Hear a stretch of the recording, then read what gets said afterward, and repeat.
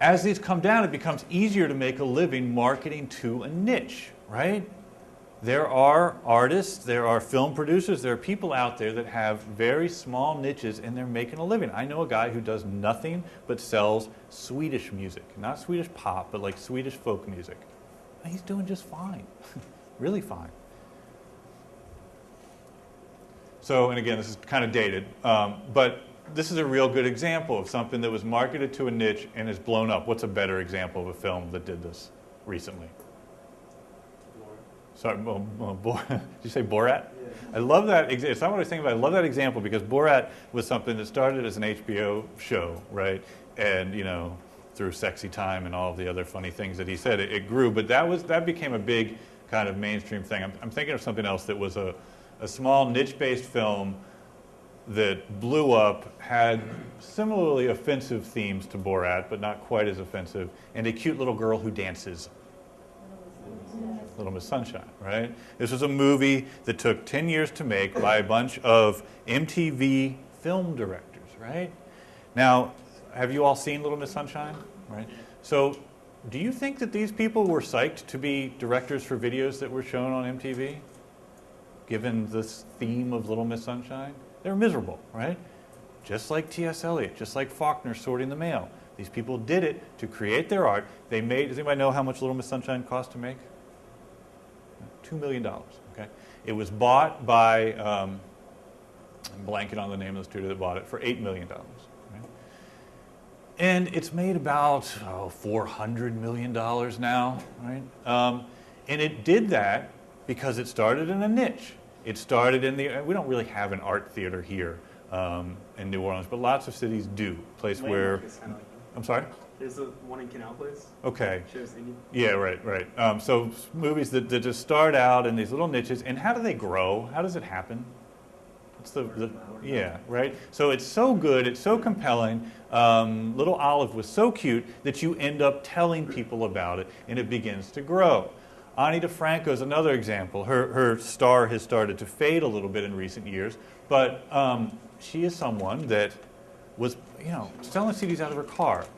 I think if you want to be successful in the music business, sell CDs out of your car, quite frankly. I don't know anyone who's been successful in the music business who has not at one point or another sold CDs out of their car. From Chris Blackwell to every hip-hop artist to Ani DeFranco, right? And what they're doing is they're selling to niches. They're going, they're playing shows, and then they're opening their trunk, literally or figuratively, and selling CDs right out of there. Why? Because they're connecting emotionally and directly with their customers, giving them word of mouth and making it actionable for their customer to go when they go home and want to show it to other people, right? This was sold out of the trunk, right? Little Miss Sunshine was sold out of a trunk. Ani DeFranco sold stuff out of the trunk. This is the best photo I could find to represent Bollywood, all right? And the reason I put it up there was because, anybody know what Bollywood is? You all know now because of Richard Gere, right? Crazy thing that is. Anyway, so Bollywood is the Indian version of Hollywood, except for they make about 6,000 movies a year, and they're all very strange. My wife loves them for some reason. She has made me suffer through exactly one of them, and then I refuse to never watch any more of them. But some people really like it, right? So Netflix started their service, and someone got the bright idea to say, well, why don't we make some Bollywood movies available for rent, for people to put in their queue? Not knowing what it would be, not knowing, there's some burned out lights going on, and Lord only knows what else is going to come up. But, not knowing how many people would be interested in something like this. And in the first month, 100,000 people rented Bollywood movies. Now, my wife was responsible for probably 3 or 4 of those movies, but, it's hard to believe that there are 100,000 other people out there like my wife. It's both scary and good, I guess. But anyway, the point is that these are all niches, right? And sometimes these niches start to explode. Now, poor John Heater, or whatever his name is, his little niche is about to collapse around him, right? Ani DeFranco is always going to be Ani DeFranco. She's got a niche. There are always going to be girls coming up and guys coming up through high school that kind of want to hear that stuff in the same way kids want to hear Dark Side of the Moon, right? It begins to be a psychographic thing. There are millions of Indians living in this country now. And there are millions of nuts who like Bollywood even though they're not Indian, right? So you find those niches and you start to be able to sustain them. The thing that makes it possible is that we can now connect directly, right? Little Miss Sunshine gets out into the world via these art theaters and then gets out via DVD rentals. I've already made one Big Lebowski reference. I'll make another one, right? Everyone here has seen that movie, right? Everyone. Anybody see it in the theaters? You did? Good for you, man.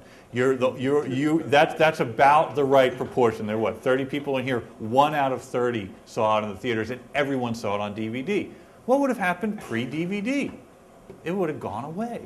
It's the technology that's allowing these niches to explode. You know, of course, that there are now Big Lebowski action figures that will be available soon.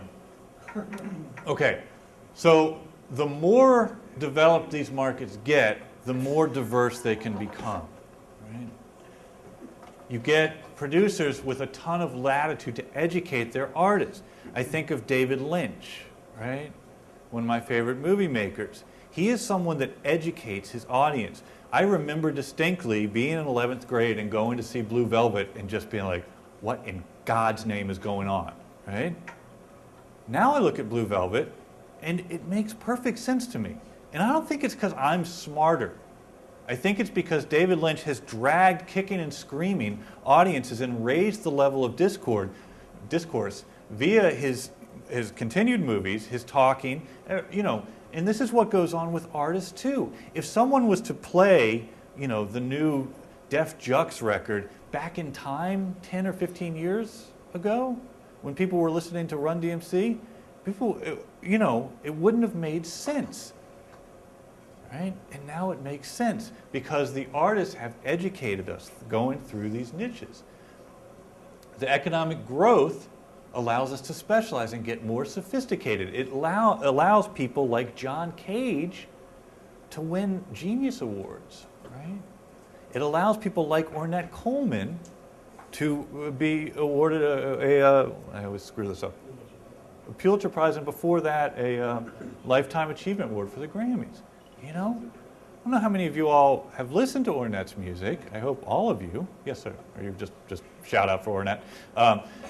It's challenging, okay? But it's something that we're able to understand because he educates us. And at a certain point, the world starts to go, oh, you know what, I kind of get that now, right? Same thing happened with Faulkner.